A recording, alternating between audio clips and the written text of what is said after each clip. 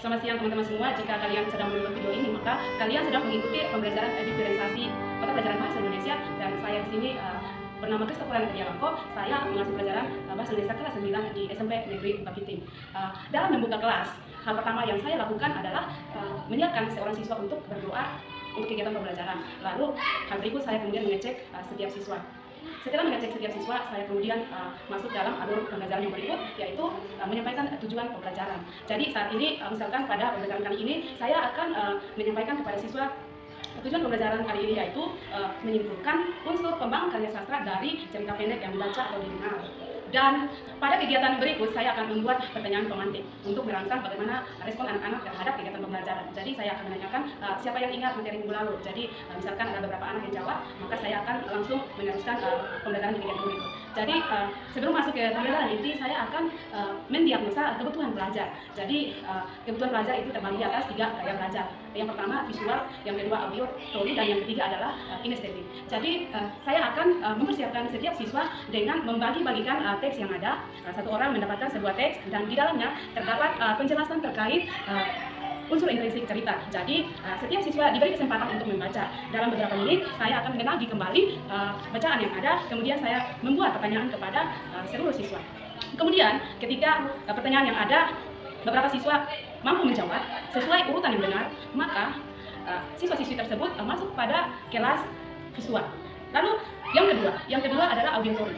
Auditori dibuat untuk anak-anak yang belum memahami bacaan yang ada. Jadi ketika saya bertanya lalu mereka tidak mampu menjawab, maka saya akan mengulangi penjelasan terkait unsur intrinsik cerita. Jadi setelah saya mengulangi dan mereka mendengar penjelasan saya lalu memahami, maka anak-anak tersebut masuk dalam kelompok auditori. Lalu bagaimana dengan anak-anak yang masuk pada kelompok kinestetik?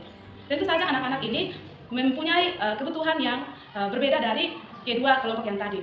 Mereka lebih senang kalau berpindah-pindah tempat. Sehingga misalkan saya bagikan teks seperti ini, sekali duduk baca saja mereka tidak paham. Setelah penjelasan pun mereka tidak paham. Maka saya akan memancing-mancing mereka dengan menanyakan pengalaman-pengalaman mereka ketika misalkan mereka ada di kelas 7 dan kelas 8, unsur intrinsik apa saja yang mereka belajar. Dengan begitu mereka akan dengan sendiri kemudian mengingat-ingat lalu menjawab sesuai dengan unsur intrinsik yang mereka ketahui. Nah dari situ saya dapat menyimpulkan bahwa kebutuhan anak-anak seperti itu masuk pada kebutuhan belajar kinestetik.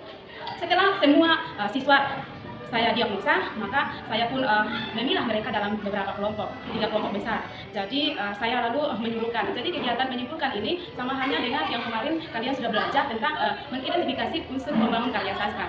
Nah, di dalam unsur pembangun karya sastra ada unsur intrinsik dan unsur ekstrinsik. Yang pertama, anak disuruh untuk menyimpulkan unsur intrinsik dari cerita yang telah tersedia pada konten. Jadi saya sudah menyediakan konten di sini bagi anak-anak yang kebetulan belajarnya visual. Saya menyediakan teks cerita pendek. Jadi mereka disuruh untuk membaca cerita pendek lalu menentukan unsur intrinsik cerita. Ketika mereka sudah menemukan, mereka dapat datang dan isi setiap jawaban pada amplop-amplop yang disediakan di sini. Lalu pada kelompok auditori, mereka akan mendengar cerita pendek lewat speaker yang telah saya siapkan. Di sini saya akan memutar audio berupa cerita pendek, lalu anak-anak berkebutuhan auditori akan mendengar. Setelah mereka mendengar, mereka akan masing-masing menentukan unsur cerita pendek dan kemudian datang dan isi kepada setiap amplop yang ada, mulai dari tema, tokoh penokohan, alur atau plot sampai dengan gaya bahasa.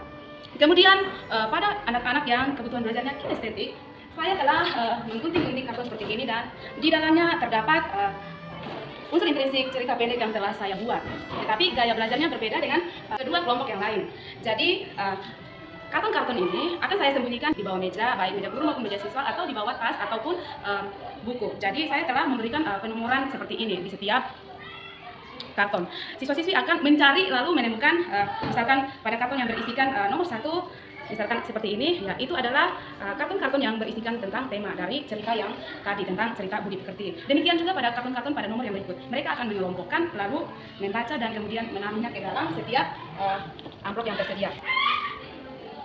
Setelah semua siswa mengantarkan tugas mereka ke depan, kegiatan berikut adalah siswa akan masing-masing mempresentasikan tugas mereka atau produk mereka. Jadi mulai dari kelompok visual, mereka kemudian datang dan membacakan unsur intrinsik yang mereka buat, demikian juga auditori dan juga kelompok kinestetik. Setelah itu, guru kemudian memberi penilaian. Dan jika guru menemukan bahwa ada jawaban yang tidak tepat, guru akan bantu untuk meluruskan dan kemudian menyimpulkan jawaban yang paling benar. akhir dari pembelajaran, siswa-siswi dipersilakan duduk dan guru dan siswa membuat evaluasi. Jika siswa merasa puas terhadap pembelajaran hari ini, maka pembelajaran dapat berakhir, dan apabila ada beberapa hal yang kurang puas dari pembelajaran, maka guru akan menguatkan kembali materi-materi yang dia belum puas. Setelah dari itu, guru akan menanyakan kepada setiap siswa, kira-kira dari pembelajaran yang ada, makna apa yang kamu pahami? Kalaupun siswa-siswi dapat menjawab, guru akan kemudian menyimpulkan lagi jawaban yang paling benar. Jadi, dari pembelajaran hari ini, kalian dapat memahami bahwa di dalam cerita pendek ada amanat atau nilai moral. Jadi, anak-anak dapat memetik amanat atau nilai moral tersebut, kemudian menerapkannya dalam kehidupan sehari-hari. Setelah dari itu, guru akan menutup pertemuan hari ini. Guru akan menyampaikan materi yang akan mereka belajar di minggu depan. Kemudian tetap mengingatkan anak-anak supaya doa selesai dan guru dapat meninggalkan kelas. Demikian dari saya.